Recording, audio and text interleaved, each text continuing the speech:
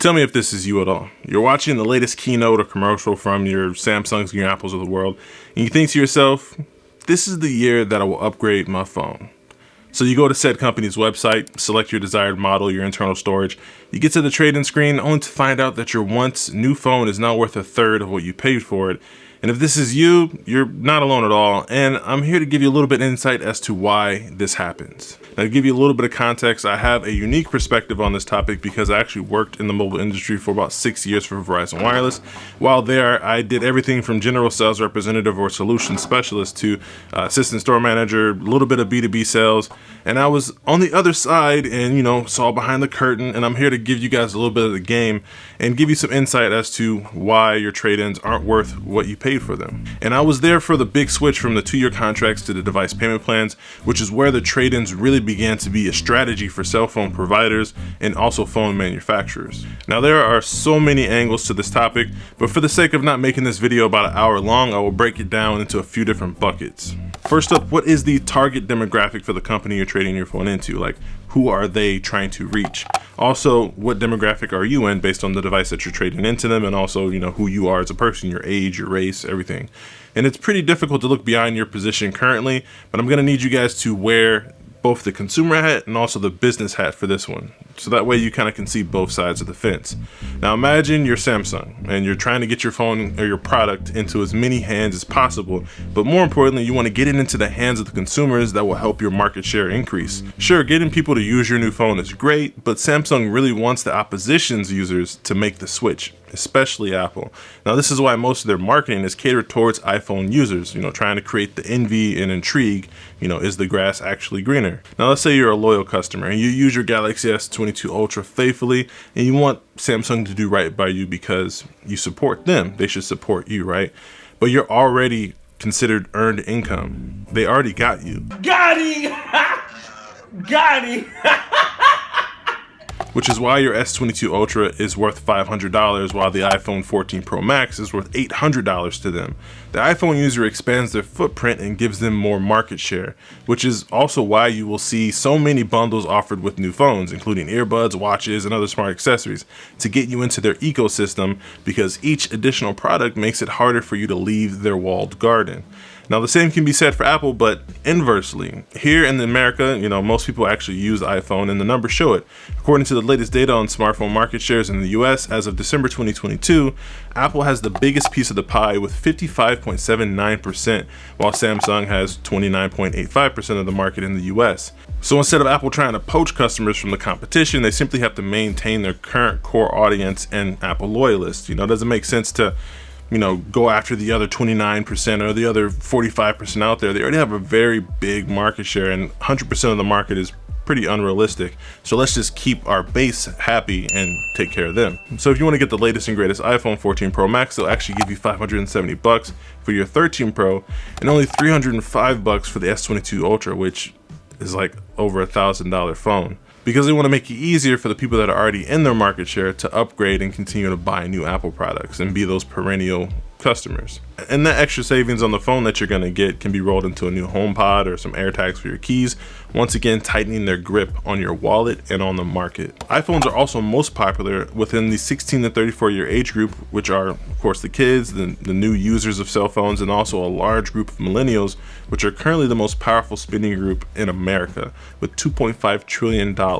And also 90% of millennials are employed, so they're spending money and they have a lot of disposable income to spend on product. Also, 35% of people who use an iPhone also use an Apple Watch, which means they aren't switching easily. Now, Generation X, the 35 to 54 year olds, actually flips this dynamic with only 38% of them using iPhone versus the 56% of them using Android. Android also takes the lead with the 55 plus year olds, with only 28% of them using iPhone and 47% of them using Android. Simply put, old people use Android, young people use iPhone. But this isn't an Android versus iPhone video. I'm just showing you why an iPhone is more valuable than anything else on the third-party market, because the demand is there. There's more people to sell iPhones to that like iPhones and Apple products. And when you trade your phone in, they're going to be able to flip it and make their money back quickly. Understanding these demographics and the landscape of the industry goes a long way in understanding the following sections of this video. Speaking of this video, if you made it this far and you're enjoying the content, feel free to like, subscribe, do the YouTube thing. and stay tuned for future content, but let's keep going. Now, another important piece of this puzzle and a question you should be asking yourself is, where does my phone go after I trade it in?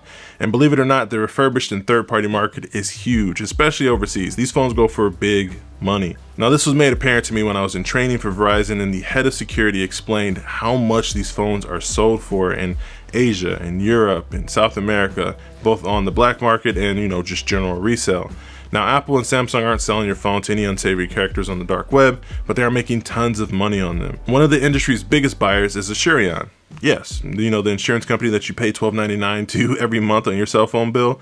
They buy phones from all OEMs and service providers to service their customers in need of phone replacements. There are also tons of vendors out there willing to pay for your trade-ins and then do a little light refurbishing and then resell it across the world and turn a huge profit. Another way companies make money on trade-ins is through their own refurbished resale markets. You know, Samsung has their certified renewed website where you can buy a flagship from a couple years ago and save up to 30% off the full retail price, you know, with a year warranty as well. Apple also has a certified refurbished website where you can buy all Apple products, computers and all, for a slight discount. So they can take your trade-in for, you know, 30 to 50% off of the price you paid for it and flip it for 70% of the full retail price and net, you know, 40 to 20% in profit on a phone that they already sold to you for profit. Win, win, win. Another thing to consider is this whole green initiative that's going on, how all these companies are trying to reduce their carbon footprint, which is why you see in all these keynotes that, you know, this new iPhone or this new Galaxy S23 Ultra is 90% recycled materials. Your phones have precious metals inside of them, from gold to silver to aluminum, everything that they can use to actually melt down and make a new phone. Or they'll use motherboards and chips out of your phone and refurbish them, make them like new, to give you a new phone, which reduces their, you know, R&D, which reduces how much they have to spend on new materials, and it helps the machine keep on going. And, you know, it's smart business. You're probably also wondering why cell phone providers like T-Mobile have much better trade-in values versus the OEMs out there, which is original equipment manufacturers. Service providers like T-Mobile, Verizon, AT&T, all those guys, they've always lost money on devices or broke even on them, especially when they're doing 2-year contracts. Now that there's, you know, device payment plans, they're of course making their money back on the amount that they spent on the phone in the first place. They're probably even turning a profit. If you're going the full term of your device payment plan, they're making money hand over fist because they get a discount for buying phones in bulk. And they're selling them to you for full retail on a broken down 36-month device payment plan, and then your bill gets taxed even higher because the bill's higher because of device plans. They're making their money with these device payment plans, bottom line. But the biggest moneymaker, of course, is the service that you subscribe to from them every single month, so they can afford to pay you a little extra for your old phone. Well, now, of course, service providers are also making up that initial loss on, you know, reselling refurbished devices to, you know, Asurion and all the other buyers out there, just like everyone else. After the merger with Sprint, T-Mobile was also being really aggressive in general, trying to get new subscribers and maintain their current subscriber base. That's why they can give you $1,000 for your old phone and knock the price of your new Galaxy S whatever down to $200. That's why AT&T is giving you a new Galaxy S23 Ultra for your old Samsung phone, regardless of the condition and the year of it. As long as it's a Galaxy phone, they're gonna give you a new phone. And that's because there's so much more money being made on the back end and refurbishing those units, selling them, keeping you as a subscriber, and making money off of your bills every single month. And it's the American dream. Now, if you're looking to actually make money from your old phone or reinvest it into another device and not have to pay as much, you're better off going directly to consumer and selling it on Swappa. I wouldn't even recommend eBay. There's too many fees and the auction system, whatever. I'm not a fan of eBay. eBay used to be really dope back in the day, but Swappa is the best way to sell your phones, your computers, any electronic device.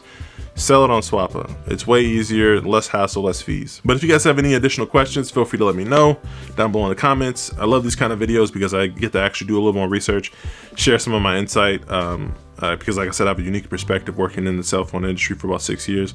But yeah, let me know any questions down below. I can make a whole series about like cell phone do's and don'ts. But yeah, it's been a pleasure as usual. Thank you guys for watching. Until next time, stay fresh. Peace.